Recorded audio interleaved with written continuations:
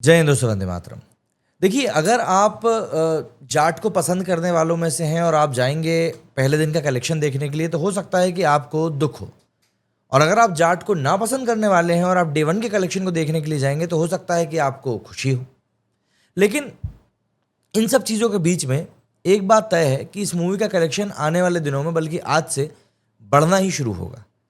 क्योंकि जिस तरीके का पहले दिन का वर्ड ऑफ माउथ निकल कर सामने आया है और जिस तरीके से पब्लिक ने इस मूवी को लेकर बात करी है सोशल मीडिया के ऊपर, उससे एक बात तय है कि लोगों को मूवी बुरी नहीं लगी है।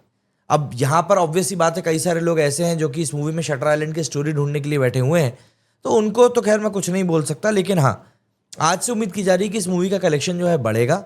और अगर आज भी नहीं बढ़ता है तो सैटरडे से उम्मीदें रहेंगी, क्योंकि उम्मीद पर दुनिया कायम है। क्योंकि भैया, बातें जो है सोशल मीडिया पर इस मूवी को लेकर काफ़ी पॉजिटिव हो रही हैं। हालांकि ऐसा नहीं है कि मूवी को लेकर नेगेटिव बातें कोई नहीं कर रहा है, नेगेटिव बातें भी हो रही हैं। बट अगर हम लोग एक एवरेज की बात करें तो मूवी के बारे में पॉजिटिव बोलने वालों की जो भीड़ है वो काफ़ी ज़्यादा है। और इसका उनके पास है व्यापक कारण भी है। ऑक्यूपेंसी की भी बात करेंगे हम आज की वीडियो में, क्योंकि जैसे जैसे दिन बढ़ा है ऑक्यूपेंसी भी बेहतर होती गई है, तो वो भी एक काफ़ी पॉजिटिव साइन है इस मूवी के लिए। तो चलिए, सबसे पहले ज़रा मूवी के बारे में बात करते हैं कि भाई आखिर ये मूवी कैसी क्या है और क्या कुछ आप एक्सपेक्ट कर सकते हैं इस मूवी से। देखिए, सबसे पहली बात तो ये कि जब आप सनी देओल के बारे में सोचते हैं कि यार सनी देओल एक एक्टर है, तो आप उस एक्टर के तौर पर सनी देओल से आप क्या कुछ एक्सपेक्ट करते हो। मतलब अगर हम एक ब्रॉडर पिक्चर में देखें तो सनी देओल का नाम जब भी जहन में आता है तो एक्शन ही हमारे जहन में आता है, और वो भी बिल्कुल देसी वाला। कोई judo, karate, martial art, taekwondo, ये सब नहीं, बिल्कुल देसी वाला एक्शन हमारे जहन में आता है। और ऑब्वियस ही बात है, काफ़ी सारी चिल्ला चोट। 2.5 किलो का हाथ वाला डायलॉग जब हम लोगों ने ट्रेलर में देखा था, तब एक उम्मीद आ गई थी कि भाई इस मूवी में कहीं ना कहीं सनी देओल का जो 90s वाला अवतार है ना, वो देखने के लिए मिलेगा। अब आप सोचो, एक इडली की प्लेट गिर जाने से बवाल इतना बड़ा हो जाता है कि भौचाल मच जाता है। जाहिर सी बात है भाई, मूवी में एग्जैजरेशन तो हुआ ही है। कई लोगों के दरअसल में रिव्यू पढ़ रहा था, उसमें कहा है कि अरे भैया इसमें तो कुछ जरूरत से ज़्यादा ही दिखा दिया। देखिए, मैंने अपने लास्ट वीडियो में भी ये बात कही थी, मैं फिर से वही बात कहूँगा कि ये सब कुछ वेरी करता है एक्टर टू एक्टर। अब एक एक्टर है, वो चाय पीता है तो ऐसा लगता है कि अरे यार ये क्या ही कर रहा है, चाय पी के इसने क्या उखाड़ लिया। वहीं एक दूसरा एक्टर है, वो पानी भी पीता है तो ऐसा लगता है अरे वाह यार इसने तो क्या पानी पिया। बस यहाँ पर सनी देओल के साथ में वही हो गया है। उन्होंने पानी भी पिया है तो ऐसा लगा है कि क्या पिया है। और सबसे बड़ी बात यहाँ पर यह है, यहाँ पर गोपी चंद जो डायरेक्टर है इस मूवी के, उनकी तारीफ करनी पड़ेगी कि इस मूवी में जो एक्शन सीन्स कोरियोग्राफ किए गए हैं, एक्चुअली में मैं आपको बताऊं, जो एक्शन सीन्स कोरियोग्राफ किए गए हैं, उन एक्शन सीन्स में एक बहुत अच्छी चीज़ जो रखी गई है वो ये है कि सनी देओल की एज को ध्यान में रखते हुए ही एक्शन सीन्स को कोरियोग्राफ किया गया है। यहाँ पर ऐसा नहीं है कि सलमान खान जिस तरीके से सिकंदर में एक्शन करते हुए दिखाई दिए थे कि वहाँ पर हैवी वीएफएक्स का यूज़ करना पड़ा था, यहाँ पर सनी देओल की उम्र को छुपाने की बिल्कुल कोशिश नहीं करी गई है। प्लस एक चीज़ मेक श्योर करी गई है कि अगर सनी देओल की एज 65 प्लस है और उनके फैंस को ये बात पता है, तो मेक श्योर किया गया है कि जो एक्शन सीन्स हैं वो भी वैसे ही हों। मतलब यहाँ पर आपको कोई बहुत ज़्यादा उड़न खटोला बनता हुआ एक्टर नहीं दिखेगा, लेकिन हाँ, आपको ऐसा एक्शन ज़रूर दिखेगा जो आप जिसको मान सको। और सबसे ज़्यादा स्टैंड आउट करने वाली बात जो मेरे लिए इस मूवी में थी वो ये थी कि जो विलन है इस मूवी का वो बहुत पावरफुल है। ऐसा नहीं है कि यहाँ पर विलन को बस एक तरफ उठा के रख दिया गया और लग रहा है कि हाँ चलो ठीक है, एक विलन रखना तो रख दिया। नहीं, रणदीप हुड्डा को यहाँ पर लिया गया है तो कुछ सोच समझ के लिया गया है, और रणदीप हुड्डा ने यहाँ पर जो काम किया है वो काफ़ी ज़्यादा मतलब अप्रिशिएबल है। क्योंकि एक विलन की किरदार में उन्होंने जिस तरीके से जान फूकी है वो बहुत कमेंडेबल लगा है। एक सबसे बड़ी सरप्राइजिंग चीज़ मेरे लिए ये भी रही कि इस मूवी में ना, देखिए, गाने तो हैं लेकिन वो बेमतलब के नहीं है। यहाँ पर आपको बेमतलब की लव स्टोरी देखने के लिए नहीं मिलेगी, फालतू का मेलोड्रामा देखने के लिए नहीं मिलेगा। हाँ, किसी किसी पॉइंट पर आपको ये ज़रूर लग सकता है कि यार एक्शन कुछ ज़्यादा हो रहा है क्या, लेकिन फिर आप उसी चीज़ को देखने के लिए गए हैं।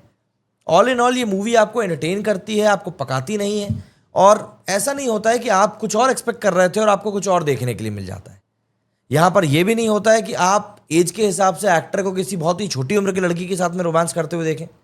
और जब ये सब चीज़ें नहीं होती हैं तो ऑब्वियस सी बात है, जो आउटपुट निकल कर आता है वो अगर थोड़ा बहुत हिला हुआ भी रहता है तब भी पब्लिक उसको एक्सेप्ट करती है। क्योंकि ये बात है कि ऐसा नहीं है कि इस मूवी में कुछ भी फ्लॉज नहीं है। अगर हम लोग स्टोरी की बात करें तो हाँ, वहाँ पर थोड़ा सा ऐसा लगता है क्रिस्पनेस और हो सकती, थोड़ी चुस्त और हो सकती थी। बट फिर हम लोग वहाँ पर सनी देओल को जब एंजॉय कर रहे हैं तो फिर कहानी शायद थोड़ा सा बैक स्टेप ले लेती है। बीजीएम इस मूवी का बहुत शानदार है, थमन ने इसका बीजीएम दिया है। एंड देखिए आज की तारीख में बीजीएम जो होता है ना, वो मूवीज़ को एलिवेट करने के लिए होता है। जो एक्शन सीन्स होते हैं उनको एलिवेट करने के लिए होता है। जैसे हम लोग केजीएफ की भी बात करें तो केजीएफ का भी जो एक्शन है वो कहीं ना कहीं मूवी को और भी ज़्यादा एलिवेट करने का काम करता है। तो यहाँ पर भी थमन ने जो बैकग्राउंड म्यूजिक दिया है उसने सिर्फ और सिर्फ इस मूवी के एक्शन सीन्स को और ज़्यादा एलिवेट किया है। ऐसा नहीं है कि बहुत ज़्यादा शोर शराबा आपके कानों तक जाएगा, लेकिन हाँ, जितना भी जाएगा उतने में आपको सारे एक्शन यहाँ पर फील होते हुए ज़रूर दिखाई देंगे।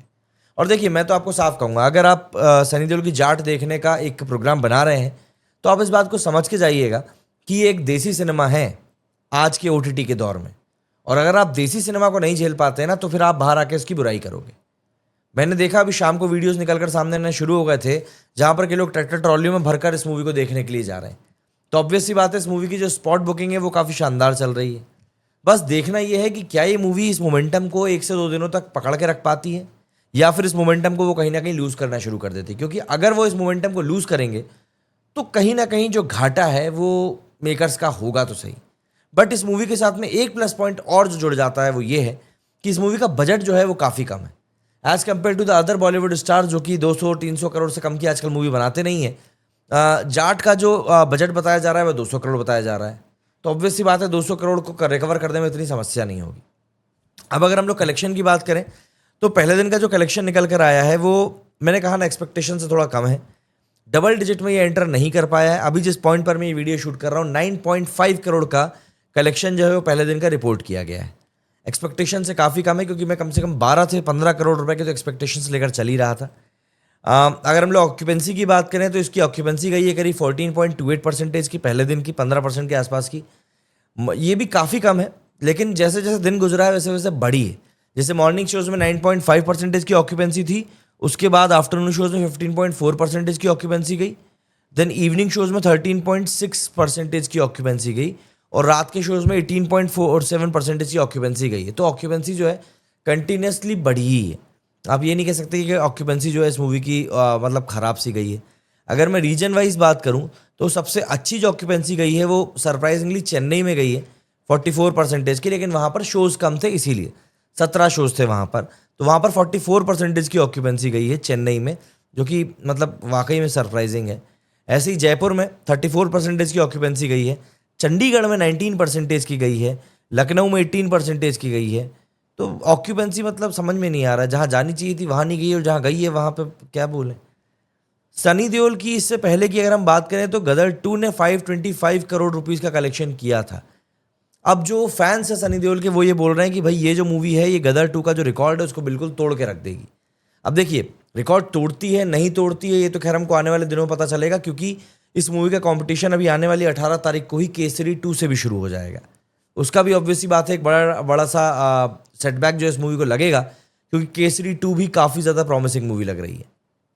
अब आप मुझे कमेंट करके बताइए कि आपका इस मूवी के बारे में क्या कुछ कहना है। अगर आपने देख ली है तो अपने रिव्यूज़ को कमेंट सेक्शन में ज़रूर बताइएगा, और अगर आपने नहीं देखी है तो क्या प्लान है आपका वो भी बताइएगा। मेरे इस वीडियो में फिलहाल इतना ही। जय हिंद, जय भारत।